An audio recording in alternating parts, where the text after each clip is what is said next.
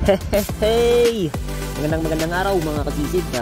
Welcome back po sa aking channel at kung bago ka pa lang sa channel ko, syempre, welcome ka. Kaya kung magustuhan mo ang video na to, huwag kalimutang mag-subscribe, i-like o i-share. Good morning mga kasisid. Ayan, unat-unat na si Federico. Siya yung kasama ko ngayon. At si Benjo at Loloy, sila yung trio dito sa Kagisan mga kasisid. At pupunta kami sa Lubog na Bahura, kung saan nahuli ko yung tangigi, binalikan namin. At pagdating dito, saktong-sakto yung visibility mga kasisid, malinaw. At yung agos ay katamtaman lamang. Kaya tara, let's go.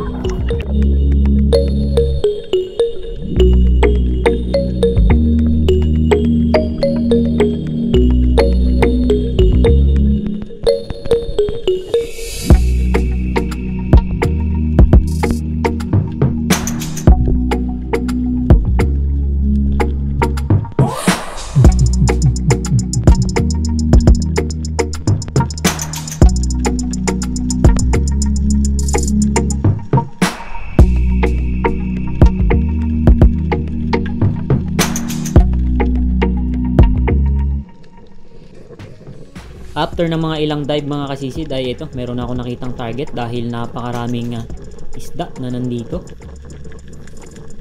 Labahita sana o surgeon fish yung balak ko ng panain dito, pero change target ako nung makita ko yung malaguno pagpalapit na sa akin.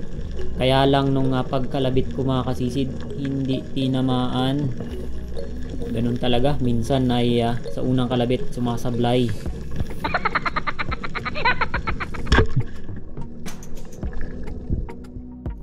Next dive mga kasisid, ito yung isda na napakataba. Ito ay midnight snapper. Balak niya na sanang pumasok sa bato. At hindi natin yan hinayaan mga kasisid. Pinahabulan agad natin ng tira. At sakto naman yung pagkakatama. At ito yung unang isda natin ngayon sa araw na to. Isang midnight snapper. O tawagin nila dito ay kanlay sa laot.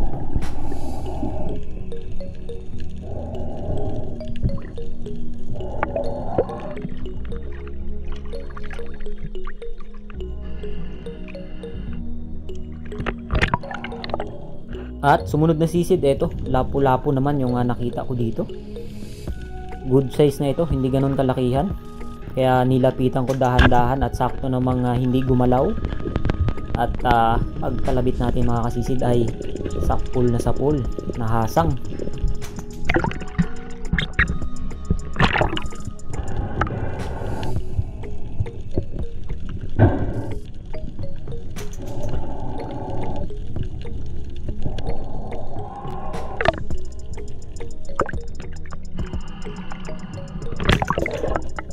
Medyo matumal ngayong umaga mga kasisid. At dito ay may pinana akong lipstickan. Yan, sinulatan ko na ng ihaw. Dahil hindi pa kami kumakain ng agahan ay mag-ihaw muna kami at magkilaw. At ito, yung huli ni Loloy, isang Harlequin Sweet Lips. Malaki na ito, halos 2 kilo. At 2 bayang mga kasisid. At kay Federico naman ay isang labahita, talagang tumal. At si Benjo naman ay hindi ko nakita yung kanyang huli dahil nauna akong umakyat. Inilagay ko sa bangka yung mga una kong nahuli. At sila ay nagpahinga at naunang kumain. At ito mga kasisid, nakapana ako dito ng isang uri din ng lapu-lapu. Kung tawagin nila dito ay 7-ticks.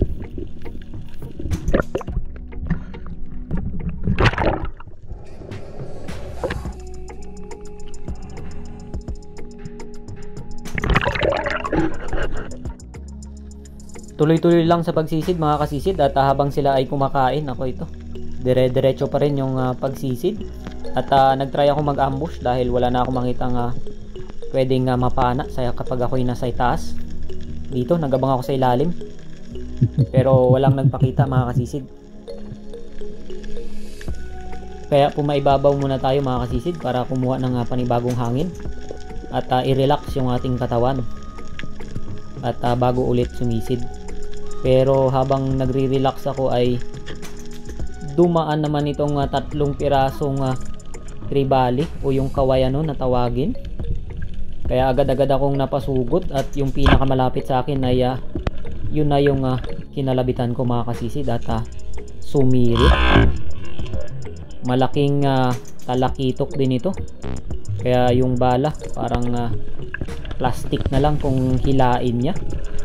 At pinigilan natin ito yung tali para hindi sumuot sa corals at hindi pumulupot yung tali dahil doon nakakawala yung isda kapag pumulupot.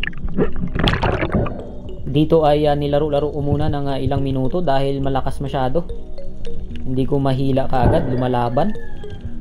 At after ng ilang minuto ay napagod na rin at ako pagod na rin, pero lumalaban mga kasisid.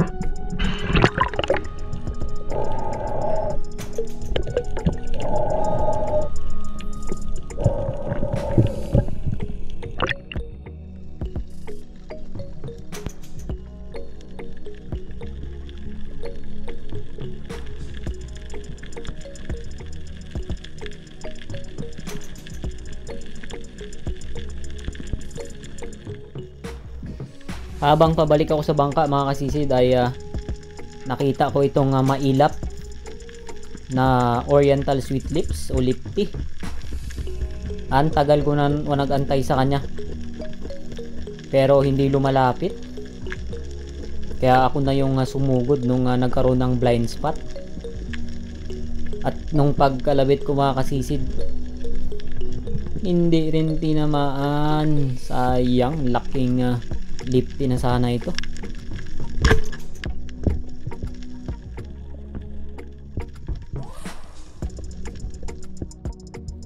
Malapit na ako sa bangka mga kasisid, nakita ko itong saang o ranga-ranga kung tawagin dito sa amin. Kaya lang walang laman yung nakita ko na to. Pangalawa na sana dahil nakakita na ako nung una kanina, hindi ko lang nakuna ng video. At dito ay pahinga muna at kakain tayo. Let's go mga kasisid, let's eat, let's eat.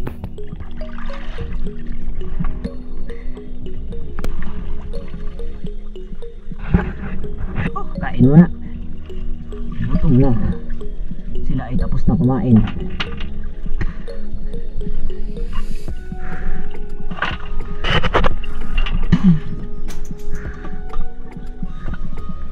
Wow, lamig kayo, kinilaw.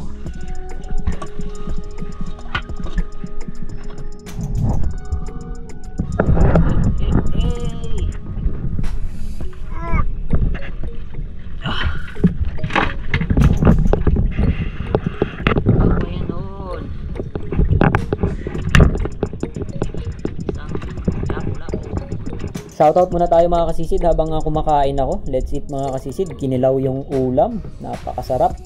Kinilaw sa kamyas. Maita Purino watching from UAE. Marvin Petarco and Pesto watching from Poland. Infinite Outdoor Quest, Jigs Abrenega and family from Saraya, Quezon Province. Kapungil Explorer from Tagbilaran, Bohol. Milebo Gaming from Jensan. Rapi Bantelan, John Rick Pamplona from Ireland. Yun, sa mga OFW po natin na masugid at laging tumututok sa ating mga episode. Maraming salamat po. Ingat po kayo dyan. Marlon De Jesus, watching from Saudi Arabia, Kayadong Family.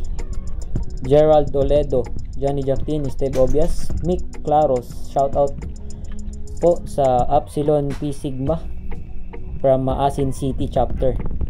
Dennis De La Cruz from Naik Cavite. Sotero Abad, Dodong Adventures, Ronaldo Ton Oligario from La Paz Abra. Abloy Belieto, Eric Principe, Pablo Alao from Paranaque, Valdez Efren and John Marco Espanya. Ayun. Maraming salamat po. Sa mga gustong magpa-shoutout, type nyo lang po shoutout kung saan kayo at yun, let's go back sa pagsisid. Pangalawang pagkakataon dahil medyo matumal kanina at buti na lang meron tayong nahuling talakitok.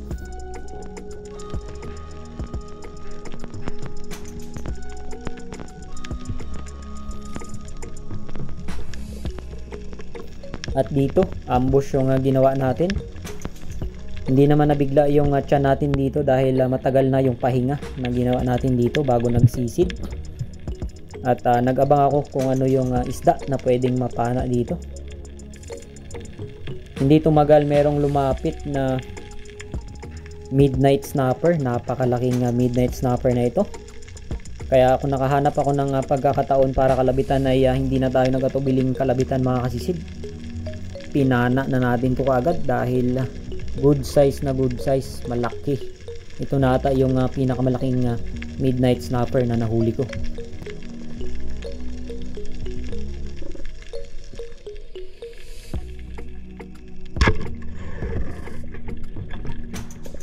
Maganda yung pagkakatama, kaya lang pinasok niya sa ilalim ng bato. Kaya relax lang muna tayo at nilagay yung pana sa tali para dalawang kamay yung magamit natin sa pag-retrieve ng isda.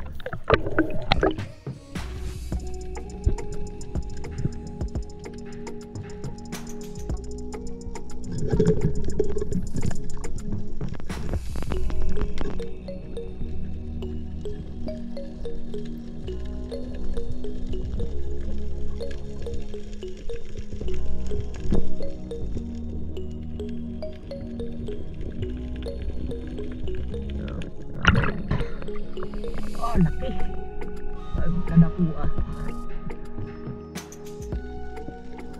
Sumunod na sisid mga kasisid ay ambush ulit yung ginawa ko. Dahil kapag dive bomb yung ginawa ko sa mga unicorn na ito ay lumalayo. Hindi ko namimit yung tamang distansya. Kaya nag-abang ako dito at sila yung pinalapit ko. At sakto naman nung makakita ako ng malaki ay yun din yung lumapit sa akin mga kasisid, kaya lock on target agad tayo.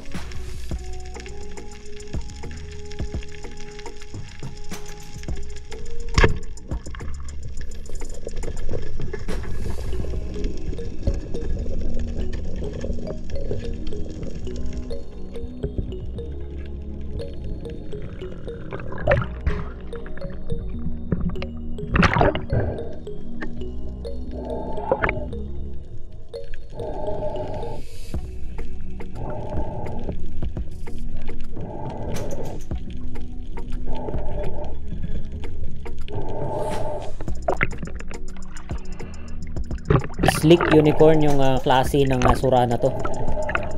At yung sumunod ko na pagsisid mga kasisid ay slender unicorn naman yung nagpahabol sa akin dito, kaya hindi ko tinantanan, sinundan ko ng pana at pumasok sa bato mga kasisid, kaya naalanganin tayong kalabitan dito. Pero nung pagsilip ko, lusutan yung butas at naaninag ko naman siya at walang tatamaan yung bala ng pana sa kabila, ay kinalabitan natin yan. At ito yung nangyari sa kanya na barbecue, galing sa buntot papunta sa nguso yung pagkakatama sa kanya, kaya hindi na nakapalag.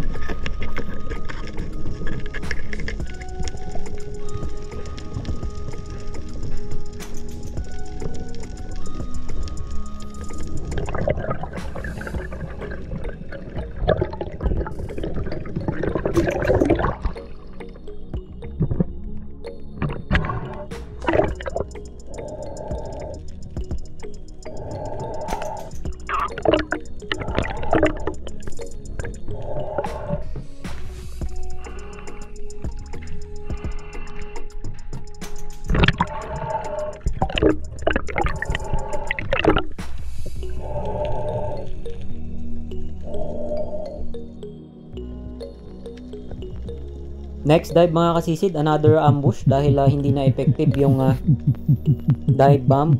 Mailap na sila. At dito meron na sana akong target na nakikita, isang samaral yung tawag o barangan sa kuyunon.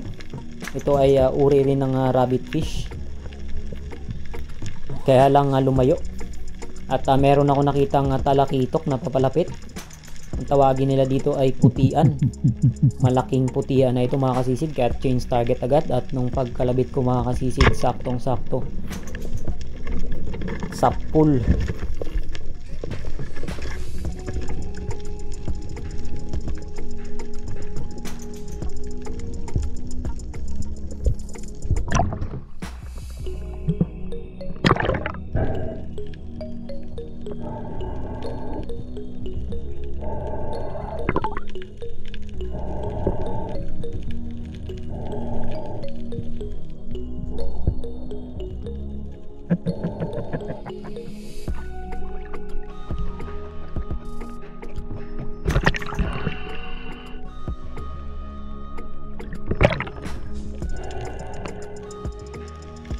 Another ambush mga kasisid, ito. Merong talakitok na dali-daling lumapit sa akin.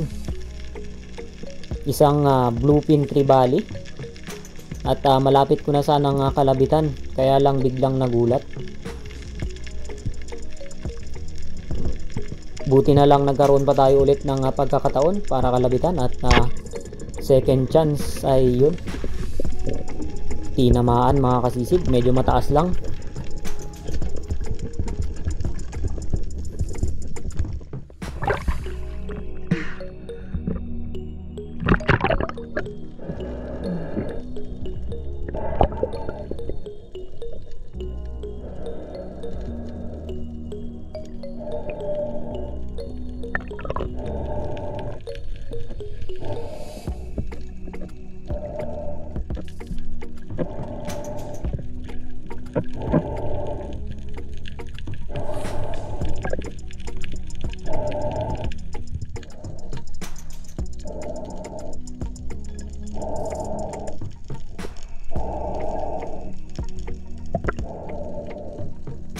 At pagtingin ko sa bangka mga kasisid ay nandun na silang tatlo.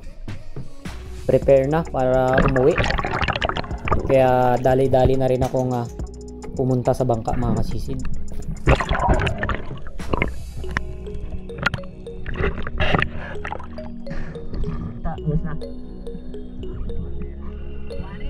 Wala, isa yun na lang.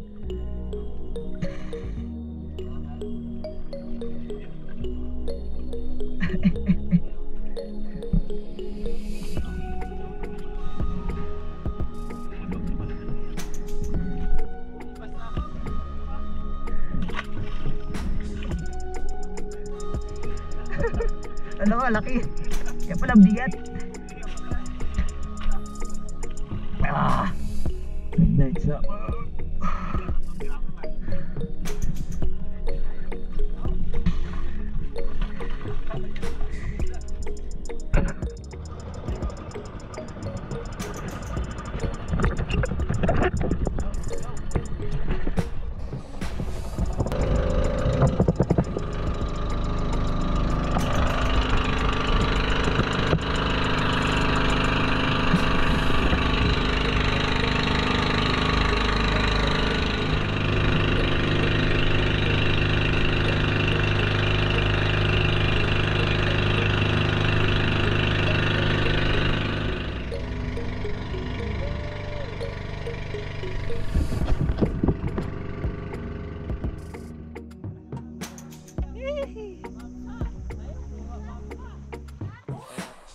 Binta muna, bayan.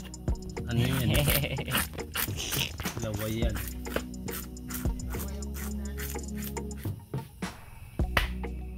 Prituin natin lahat, papakin natin. Yawin. Ayat ka o mataba. Pili lang. Yabang na lang. Taba. Wow, latab-latab ba? Talaga. May nagpika yata yan. Midnight snapper, yung pinakapayat. Naunahan. Talakitok yung mataba. Kasama natin si Abel, si Christine at si Angel yun, no? Let's eat mga kasisip.